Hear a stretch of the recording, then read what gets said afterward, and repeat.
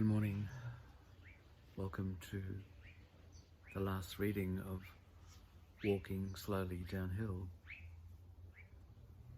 a walk I undertook down the Murray River in 2015 from source to mouth, with permission from the elders of the nations that have lived along the Murray's banks since time immemorial.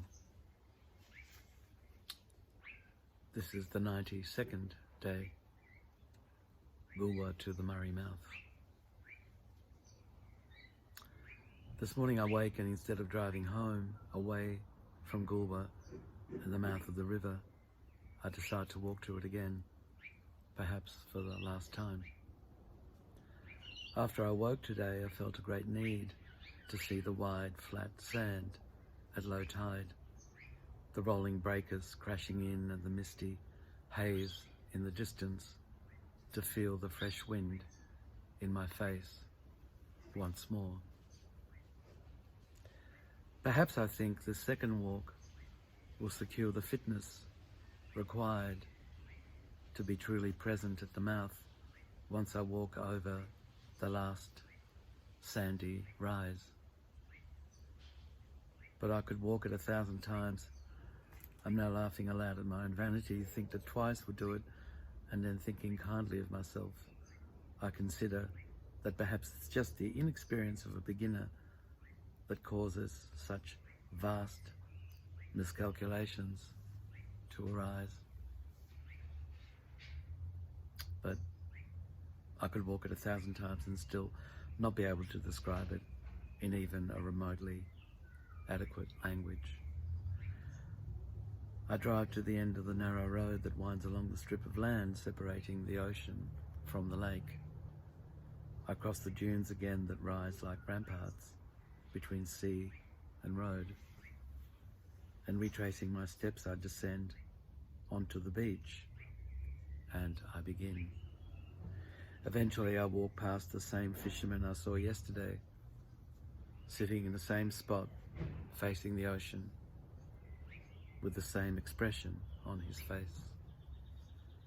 2 rods are sunk into the sand on either side of his beach chair, exactly where they were yesterday. And the river mouth is right where it was yesterday, with seemingly the very same breakers rolling deep into the river's throat and then dissolving into Lake Alexandrina.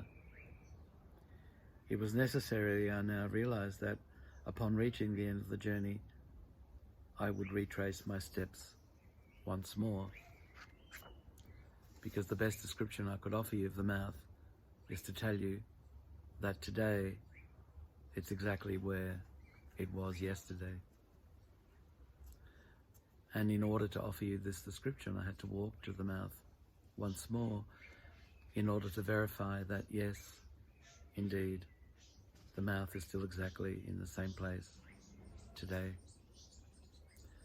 And because time is the grandest of illusions, yesterday could also mean 10,000 years ago, as much as it might allude to that moment 24 hours ago when I stood in exactly the same spot that I'm standing in right now.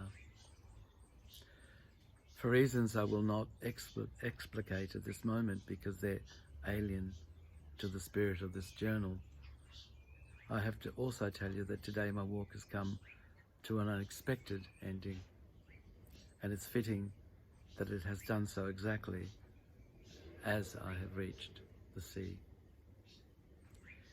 Each day from the new moon of September 13, when I began to descend the snowy slopes of Kosciuszko, until this moment, as I stand at the river's mouth, has brought revelation to me of one kind or another, both minor and major. I have many to thank for this. First of all, the elders that have graciously permitted me to walk upon country. Helen Vivian, who as palimpsest curator initially invited me to present this project as 2015 palimpsest curator. Mark Minchinton, who initially was to walk alongside me and share this journey until he suffered a serious leg injury, but who still computed a large part of the basic structure of the walk and contributed so uniquely to my understanding of the essential spirit of this walk. Stephen Rawle, who accompanied me through most of it and who has continually provided precious insights and generous support of all kinds. My family, who have unhesitatingly supported this project and have accepted my absence from our communal life with grace and understanding. My mother, who, even if she passed away 2 weeks before the walk's beginning, has accompanied me throughout it. My father, who, even if he passed away 2 years ago, has accompanied my mother and I every step of the way. Finally, all who have commented with generosity and insight to an undertaking as tenuous as this has been, with no declared outcome for an uncertain journey. I look forward to a resumption of the walk at some point, hopefully whilst I'm able to still walk as I have so far. And perhaps sometime in the future, through the walk's completion, I can tell you what I thought of last night, because, well, yes, it does indeed matter.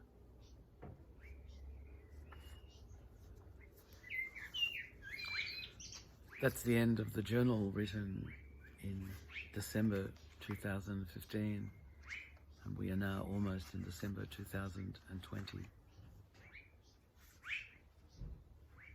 And much has changed. Certainly my ability to walk has been seriously compromised, and I'm unsure as to whether I will ever be able to complete the parts of the walk that I missed, mainly around the Chuka and onto Swan Hill and Robin Vale.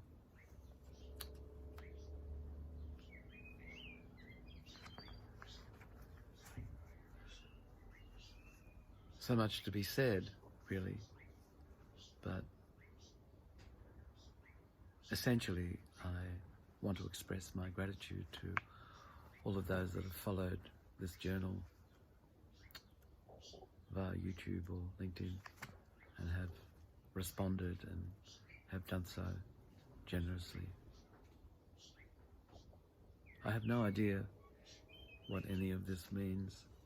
The fact that I did walk down the Murray, the fact that I wrote a journal, the fact that I've read it out to you over the last few months. But we all make our own meaning from it, so there's not one significant aspect of it that has a particular meaning.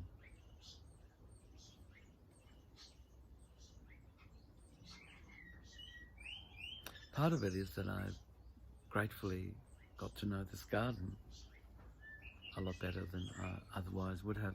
I was just thinking before that I can say, yes, I own this house, but it has no meaning for me, really. I'm really only a custodian for a brief period of time until it passes on to whoever comes along next, perhaps my children or other people. So I don't really own any of it, but I'm a grateful dweller for a brief period of time. In this garden, it's been a wondrous setting for me to read you all of these stories in and to share it with you, as well as my studio and the house, or the studio, not my studio, just a studio and a house that I happen to be living in. Another ending, but the space to make another beginning.